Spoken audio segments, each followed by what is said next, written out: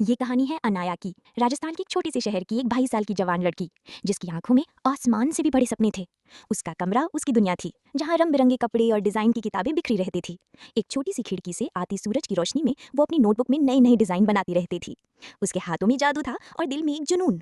वो अपने डिजाइन को अपने पिताजी को दिखाती, जो हमेशा उसकी हिम्मत बढ़ाते थे। उनकी मुस्कुराहट अनाया के लिए सबसे बड़ा इनाम था। एक दिन उसने अपने सपनों को पंख देने का फैसला किया।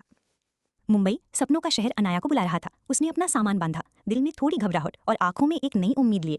उसकी माँ ने उसे टिफिन बॉक्स देते हुए उसकी आंखों में देखा। उनकी आंखों में प्यार और चिंता साफ झलक रही थी।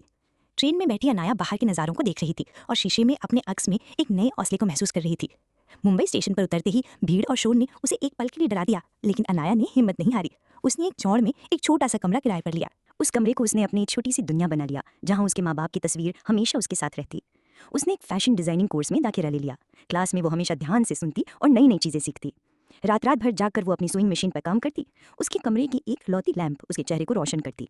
उसने कई फैशन हाउसेज में अपने डिजाइन दिखाई, लेकिन हर जगह से उसे निराशा ही मिली। रिजेक्शन ने उसे थोड़ा तोड़ दिया, लेकिन उसके अंदर की आग बुझी नहीं। अनाया ने हार नहीं मानी। वो मुंबई के भीड़ भाड़े बाजारों में इंस्पिरेशन ढूंढने लगी। वहाँ के रंग, वहाँ की बुनाई और वहाँ की कहानियों ने उसे एक नई दिशा दी। उसने अपने ट्रेडिशनल राजस्थानी डिजाइन को मॉडर्न टच देना शुरू किया। उसका छोटा सा कमरा बिग डिजाइन स्टूडियो में बदल गया था। दीवारों पर स्केचेस और फैब्रिक स्वॉचेस लगे थे। उसने फैशन कंपटीशन में हिस्सा लेने का फैसला किया।